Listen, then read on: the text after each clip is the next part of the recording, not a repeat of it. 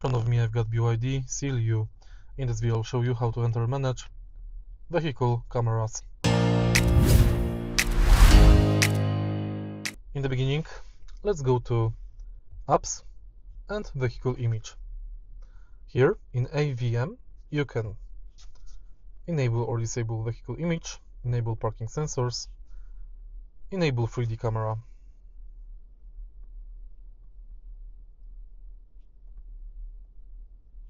Next you can change camera angle, and in the end you can go to settings.